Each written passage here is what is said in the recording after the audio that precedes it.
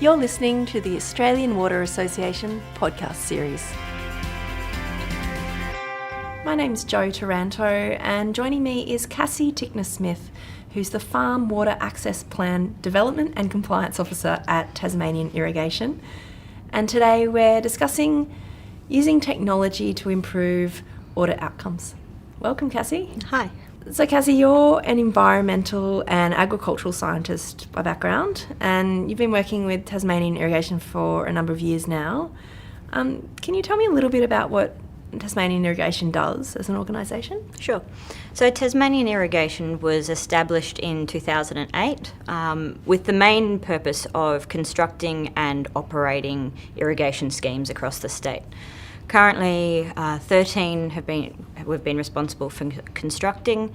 That we've got another one currently being built, and we also are responsible for a number of other irrigation schemes that were already produced before TI came around.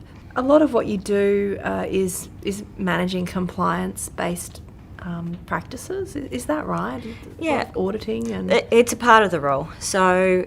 The schemes that Tasmanian Irrigation constructs undergo a number of different approval processes, including EPBC, Environmental Protection Biodiversity Conservation Act, and it means that there's various ongoing compliance regulations throughout the life of the scheme. So we have farm water access plans, or farm WAPs as we tend to call them, are a ongoing document that bring together all the different regulations, legislation, guidelines that our irrigators should be complying with. So one of the things that we have to do annually is audit a percentage of those, depending on the scheme, and we've been looking at other ways that we've been able to improve the time that some of that compliance things can take, including our farm WAP audits. So what has auditing looked like as an organisation for your officers in the last little while? Yeah. What did it used to look like? So for the last 6 years, we've used a relatively standard auditing process. We've read through the farm water access plans, which are specific to each property, gone through and created audit criteria from that, which we've typed up, printed out, and then handwritten on during the actual audit visits, as well as produce GIS maps, which we draw on, and then once we get back to the office, then we type them up. We have to do the GIS as well as calculating the water use to make sure things have actually all been done right and in accordance with the farm WAPs.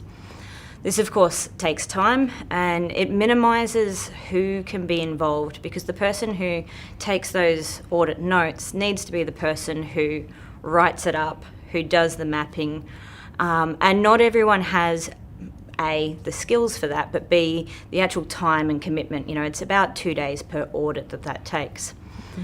So we've trialled using Survey 123 and Collector, which are two Esri applications, and they're free for people with organisations with Esri licences. That decision to trial some different techniques was driven because you felt that there could be some improvements in? Yeah, we were quite aware that it was taking us about a day of just office-based work in the typing up and the mapping of things, as well as realising that we didn't necessarily have enough auditors for the increasing number of water users. So where in our first year of auditing we only had about 5 to 10 audits, now we're having 40 to 60 in a year. Okay, so it's certainly time and cost to a big driver for finding a solution. And Tasmanian Irrigation's really focused on providing low-cost water. So for us to be able to deliver those savings back to our irrigators is really important.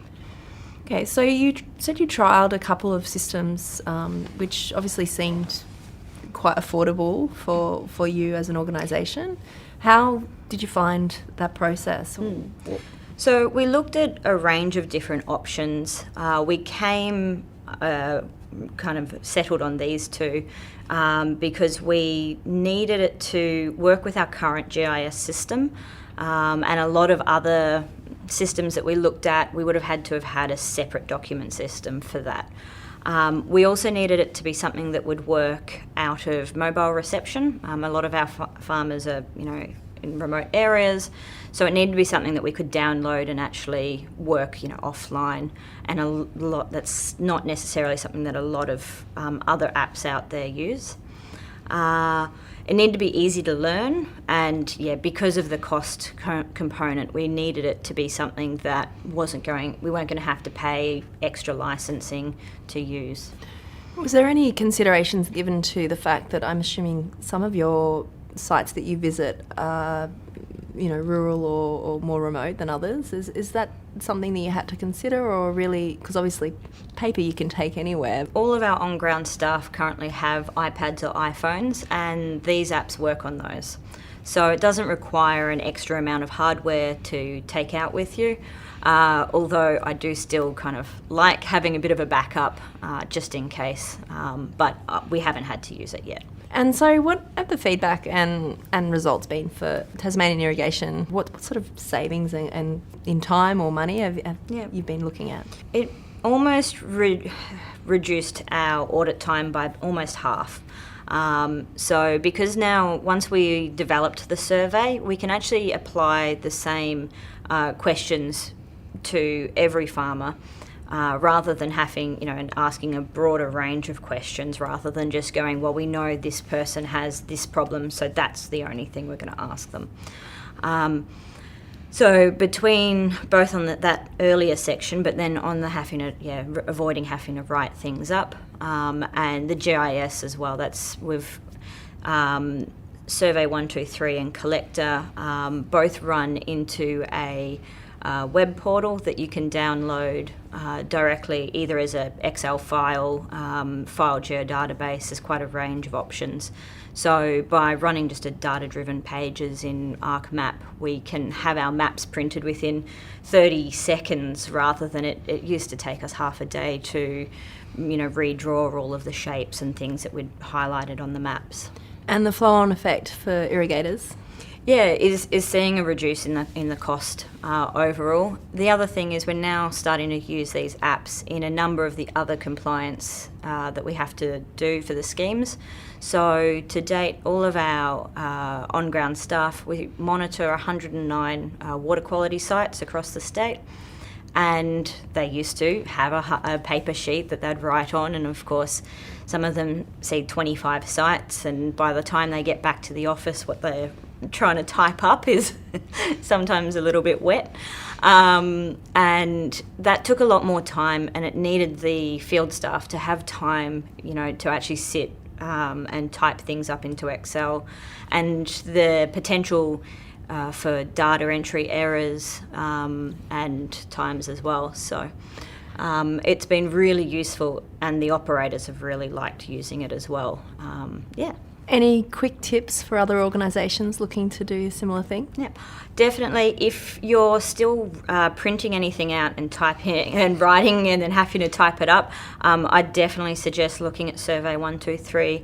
If you're doing any form of GIS things out in the field, Collector is a really great app. And if not those two apps, there are lots of different technologies out there that are easy to learn and simple and available, and give them a go rather than just doing it the old way. We've been talking with Cassie Tickner-Smith, the Farm Water Access Plan Development and Compliance Officer at Tasmanian Irrigation. Thanks for your time. Thank you.